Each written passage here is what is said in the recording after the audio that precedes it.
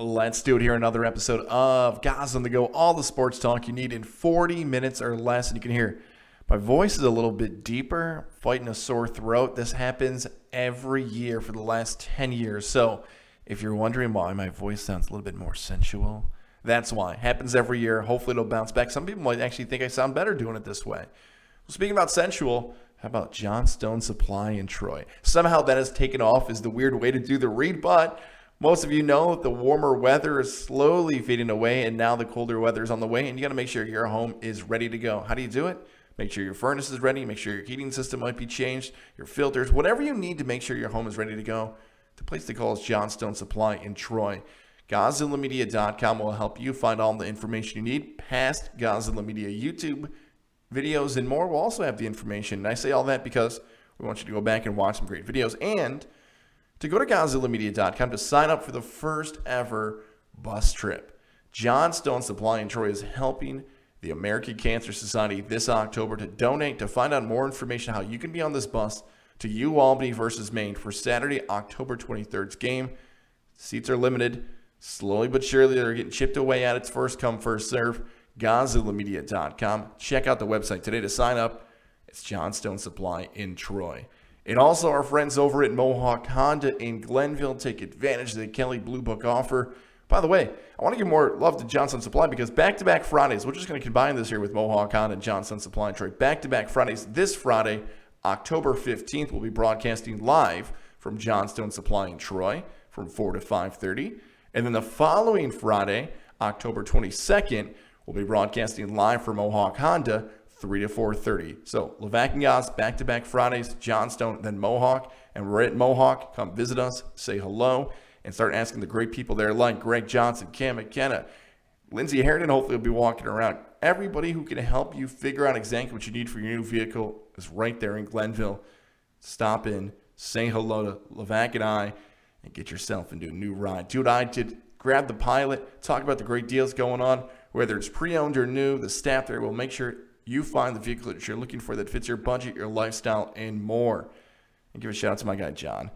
He will be dealing with my Pilot because the maintenance light is on it again. I don't know what that is. Mohawk Honda.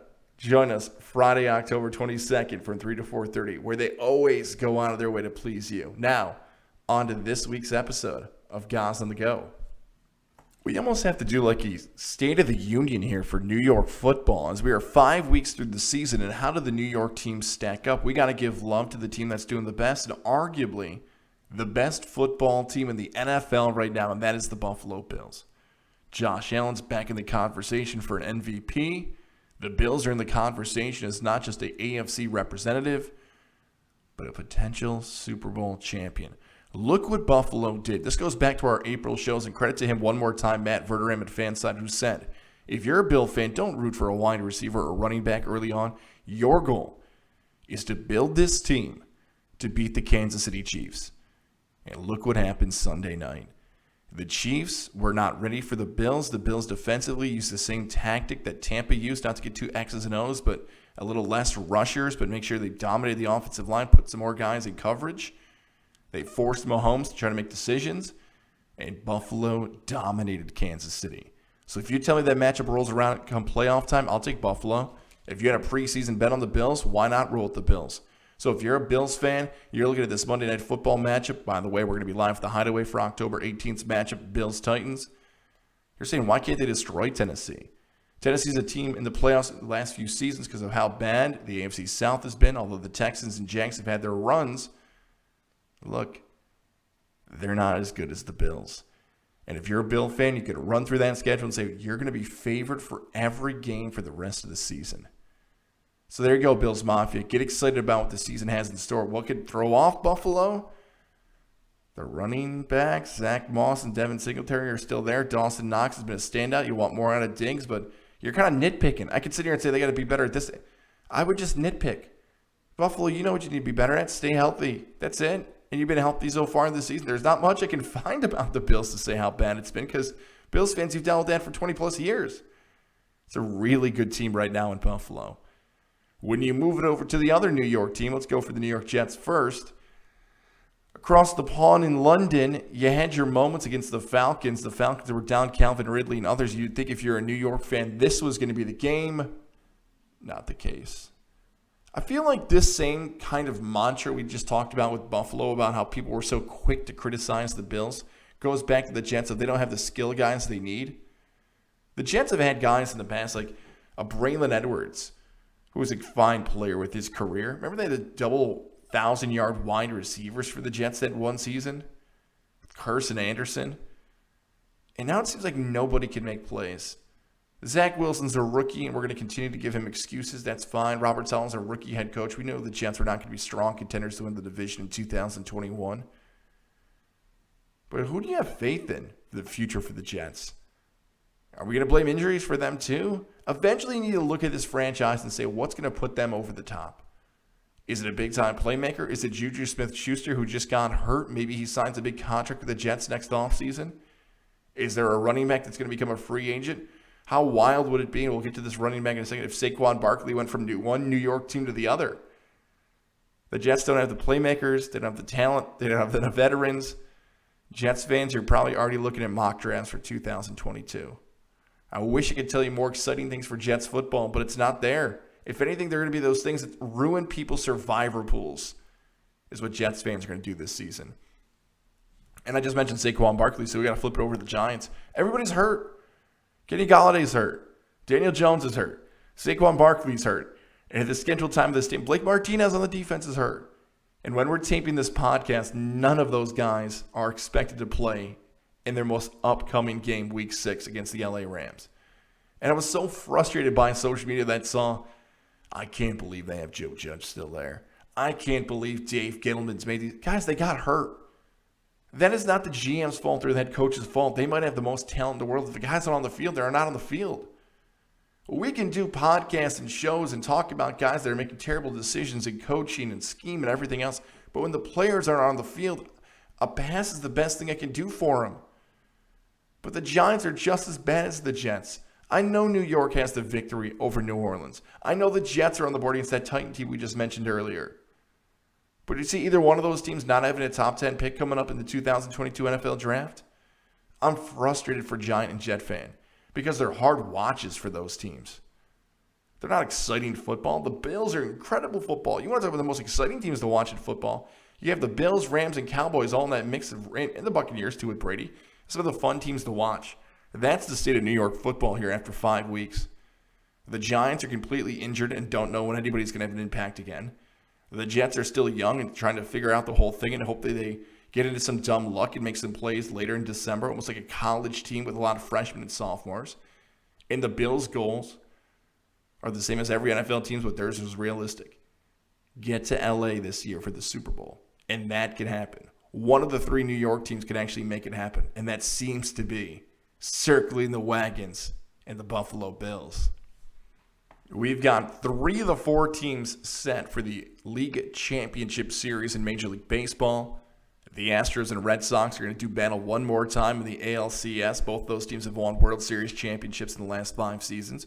Atlanta, 5-4 winners on Tuesday night over the Milwaukee Brewers. If you're a fan of the Brew Crew, man, didn't you want to see that team eventually break through? How much Milwaukee fans want it, but again, it's Atlanta. And then Thursday night, when you're likely listening to this, you're going to have the opportunity to stamp a 9:07, a little earlier pitch because nobody else is playing in Game 5, Dodgers and Giants. Let's start with the American League side of it. If you're a Yankee fan, this is the most important part of it.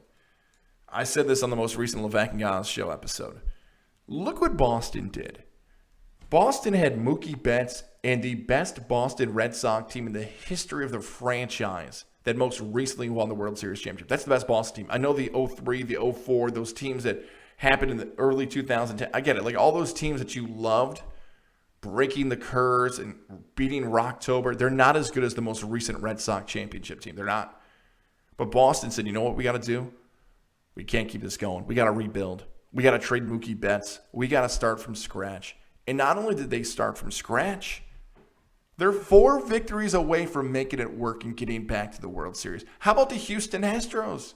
George Springer's not on the team. Garrett Cole's not on the team. Dallas Keuchel, not on the team.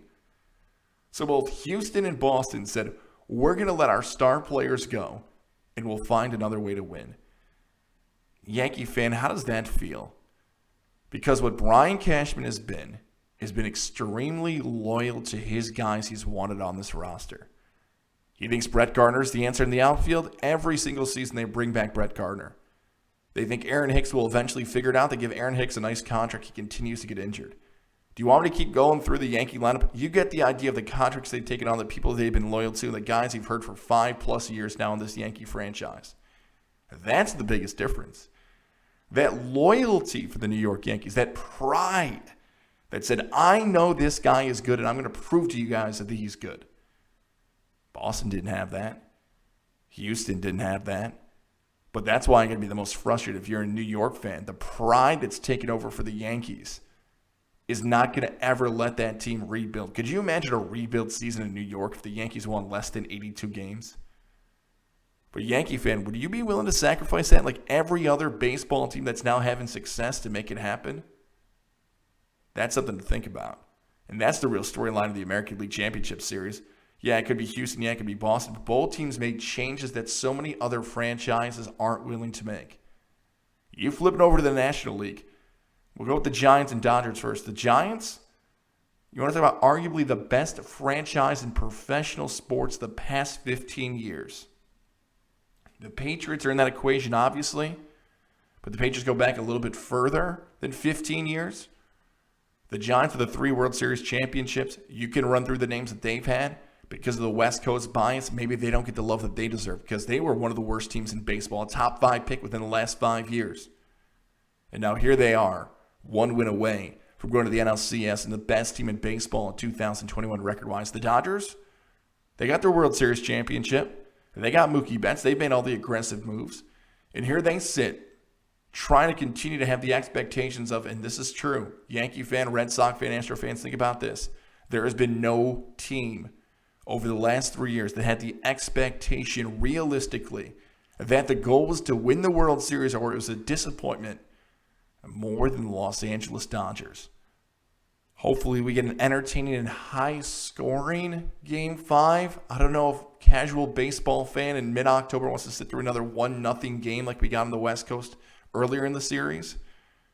But either team that comes out of that one is going to be the favorite to win the World Series. That's how important this NLDS is. We've never seen this before. An elimination game with 2 100-win teams in the division series. Never seen it before. We're going to get that Thursday night.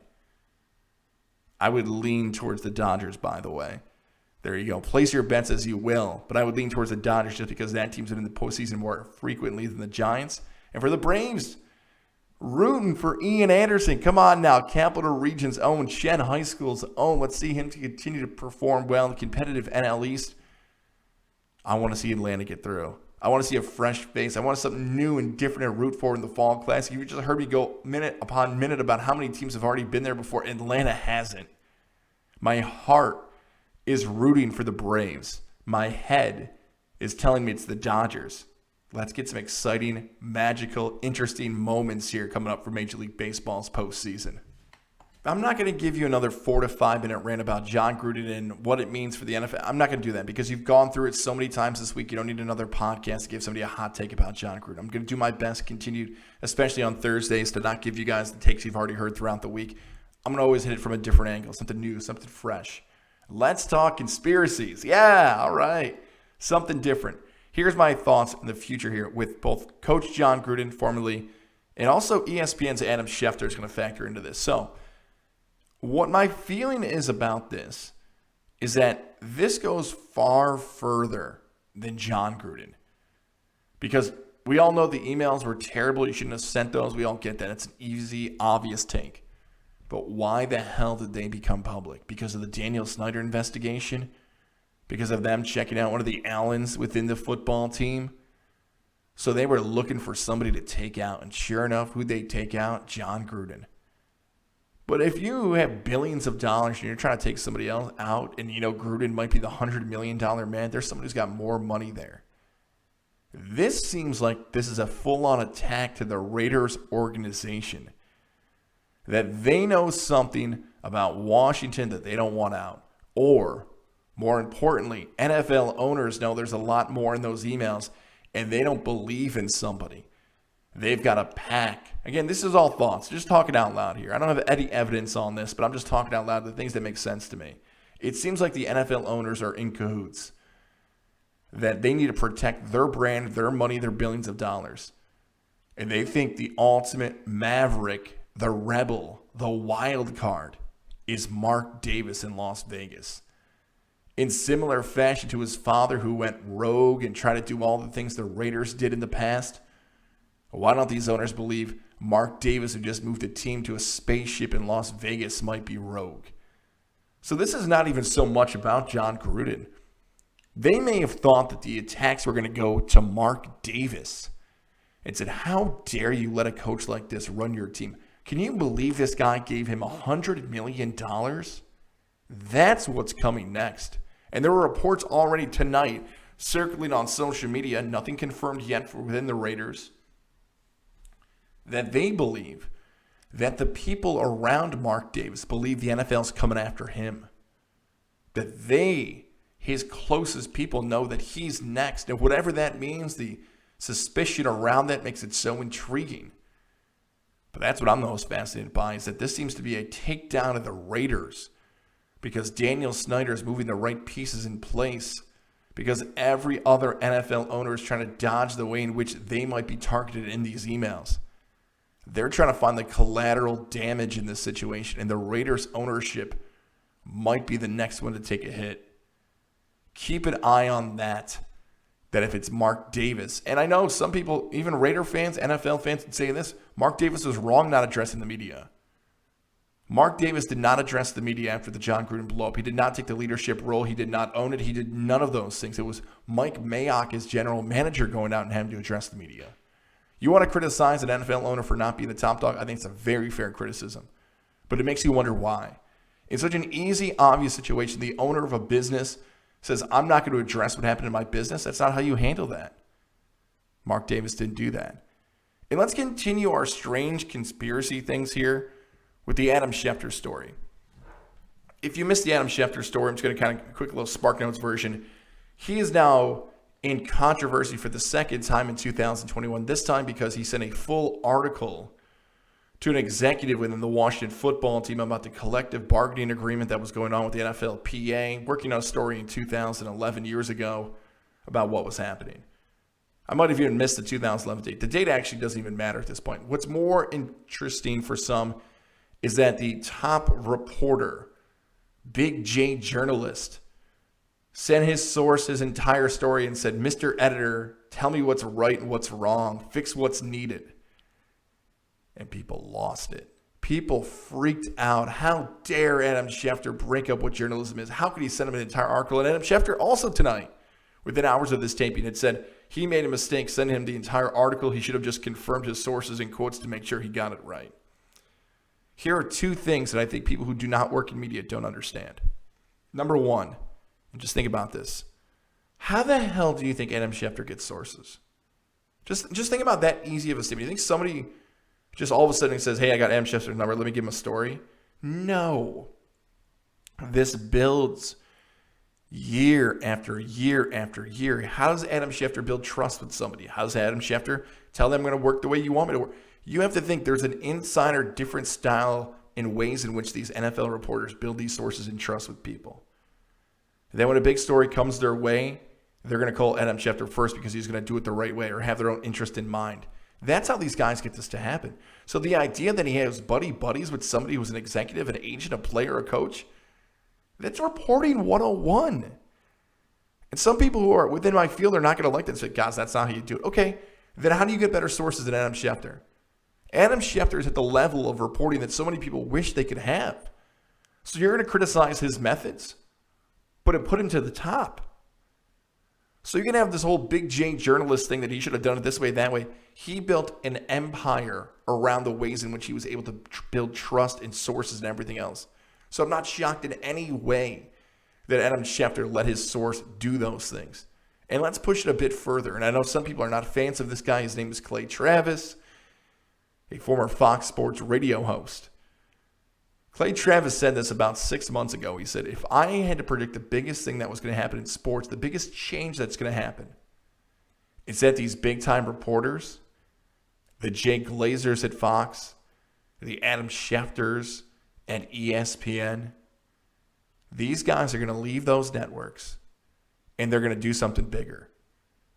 They're going to go get paid at DraftKings and FanDuel in these sports books, in these casinos, and these soon-to-be sports betting empires because of this reason. The amount of money that's being tossed around because of their reporting. It's almost going to be too obvious a year and a half from now to think about, well, why wouldn't he have done that? Because what is happening right now when Adam Schefter puts out a tweet that somebody's out for a Week 6 matchup? ESPN gets the credit. ESPN doesn't have to say on their bottom line, CBS Sports is reporting, NBC Sports, although you'd be shocked how often that doesn't happen. They can just say, Adam Schefter is saying. But what is that information really doing? You're just able to be the first guy to have it? Cool. That's going to get your page clicks and views. Is that his contract structured? Maybe. But think about how much more of an impact it would be if Adam Schefter was hosting a show pregame on DraftKings YouTube or Spotify, and you waited and said, all right, who am I betting this week? All right, is Tua back for the Dolphins? Is Ben Roethlisberger playing for the Steelers? I have no idea. Wait, Schefter's going to make the announcement on this page? How am I going to place my bet? How am I going to do my fantasy team? Now that is some power. When that type of money is being thrown around for bets and you're getting the exclusive on that, yeah. DraftKings knows the money's going to go right to them because they're going to have a link on some of these pages. They're going to say, Schefter just said Roethlisberger's out. Watch the money flowing on the app. Schefter just said Tua is back for the Dolphins, exclusively on the NFL pregame show hosted by Schefter. Here comes the money. Just felt like Shane McMahon right there. But that's the future. So Adam Schefter really doesn't give a shit. I feel like it's my favorite thing to say here on Goss on the Go about how people say about Big J journalism or everything else with the app he's associated with now with Robert Kraft. I'm telling you. And Clay Travis had it first. I'll give him credit. I'm so with him, and it's so obvious. My guy Michael McCarthy, formerly the Sporting News, now with Front Office Sports, is reporting it already today, hinting at it. That if you're a reporter or an insider, why the hell would you give your employer the money that you can make? Go get that money for yourself. And he just figured that out. Adam Schefter is likely going to leave ESPN, and so many other Big J journalists are going to say, get the J out of here. I'll go get the big S with the line through it and get my money. Hopefully you're enjoying this like inside ESPN media mind stuff, something you might not think about occasionally. Because I had one other one I want to follow up quickly here involving hockey in the NHL. Even if you're not a hockey fan, hang with me for a second because this is interesting.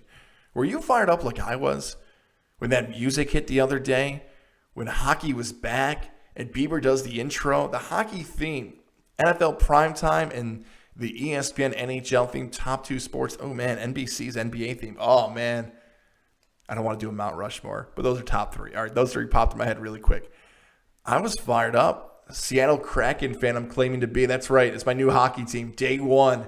Always been a Kraken fan. You all known that. But ESPN's influence on hockey has been massive already. Think about what happened in 2004. When the NHL locked down, ESPN had a decision to make. Are they going to roll with hockey? Or are they going to roll with college basketball? And so many different things happened along those lines that they had an idea that hockey was likely going to leave the worldwide leader. But once it left, it was gone. And what I mean by gone is that NHL went to the hockey network.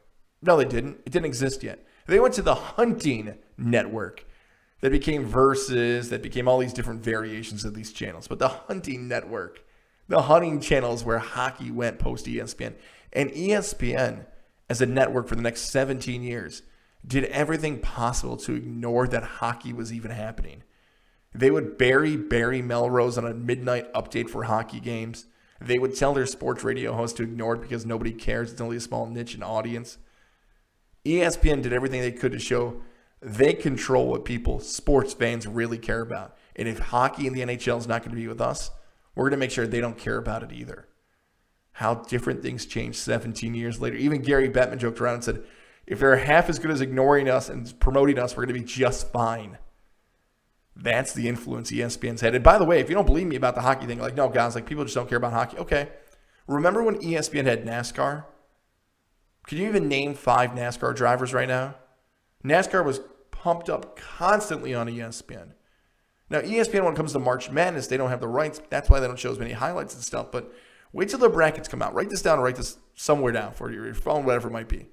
Watch how much time ESPN spends on the brackets.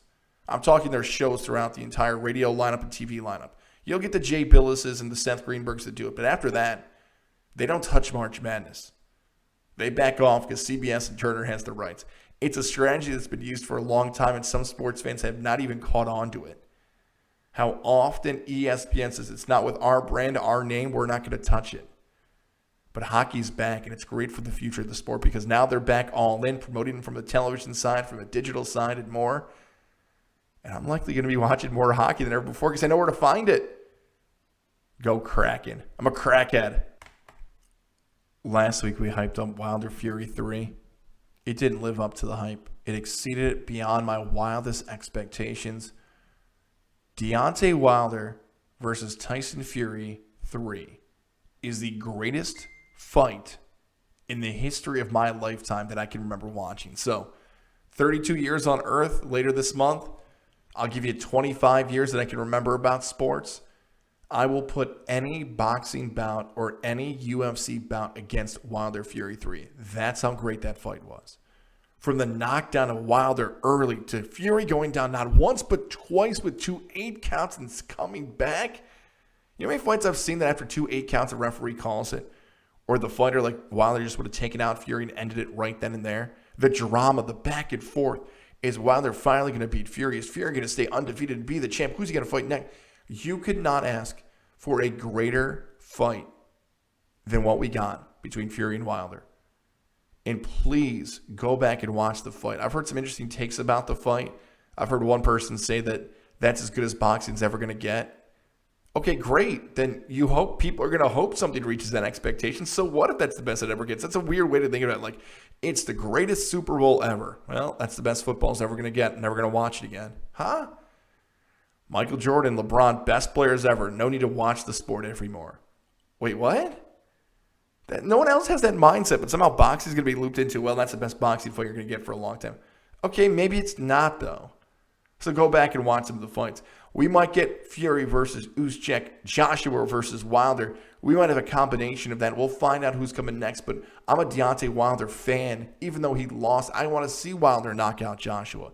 These fights matter. If we get anything close to Wilder Fury 3, how great it is for the fight game's future.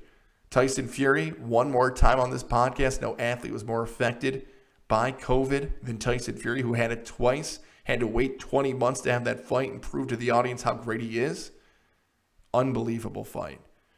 Other fights in that consideration, Arturo Gotti versus Mickey Ward, which, by the way, the fighter, underrated sports movie of all time. Horrible that they didn't have Gotti and Ward in there, what they're known for.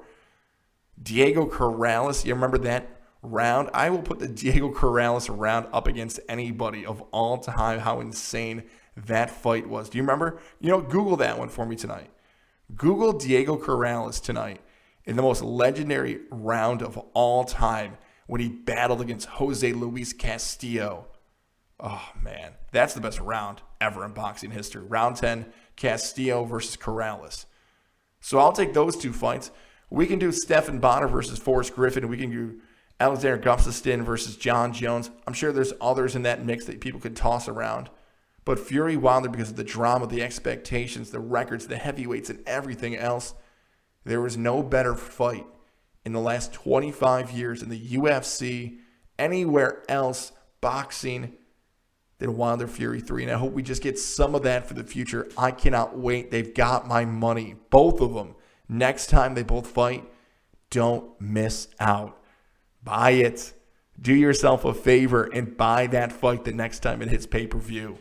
We haven't talked a lot of pro wrestling on this podcast recently. It's a little downtime here before Survivor Series, the Royal Rumble. All the great big events are coming up in the next few months. We'll talk more pro wrestling. If you still want your pro wrestling hit, White Hate, Brian Cady, JJ, those guys continue to do it. The only thing I'll add about the pro wrestling world right now, AEW in WWE SmackDown on Friday nights, AEW's Tony Khan has said that no matter what, our show on Friday night, Rampage, will be better than SmackDown, and we're going to beat him in the ratings and everything else. Tony Khan, sometimes I feel like it's social media that's saying this stuff. I didn't click the article. I'll admit it. But I saw the headlines and the reaction, and wrestling fan got worked up. So if they worked me into a shoot, brother, then they got me. Wrestling fans will know that quote. I like that Friday nights has now become the battleground between these two. But we'll find out if it's actually going to live up to the hype of AEW, because that's on tape. Sometimes SmackDown can do what they want with that. The more important stuff is the WWE Draft, which some people don't even realize is a thing. Yeah, it's a thing where people will switch brands and everything else. Nothing happened. Oh my God, so-and-so is on this. So-and-so is on... No, what?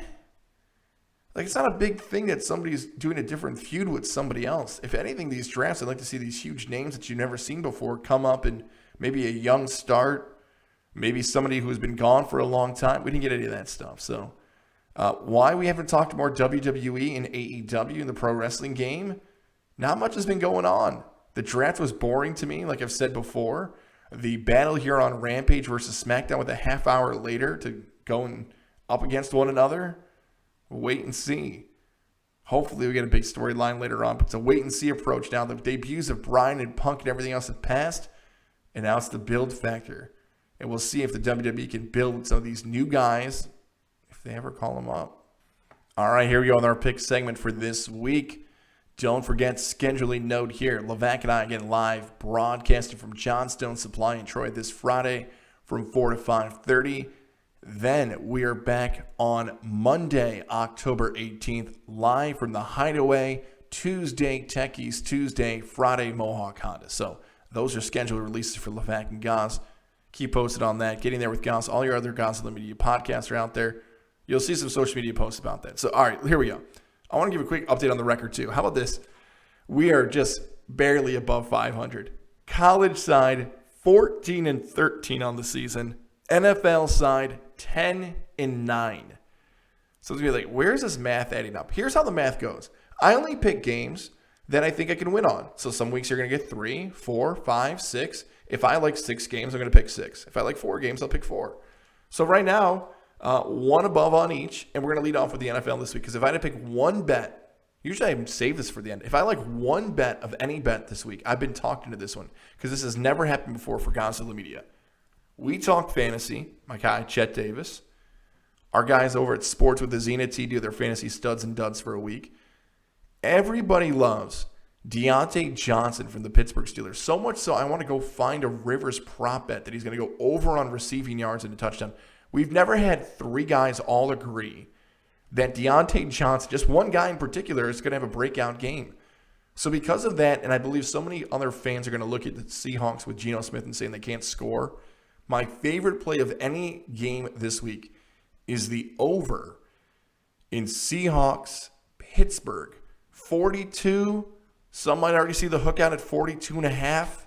Give me over Seattle-Pittsburgh. So we're going to go with the NFL games. That's one of the NFL games I like.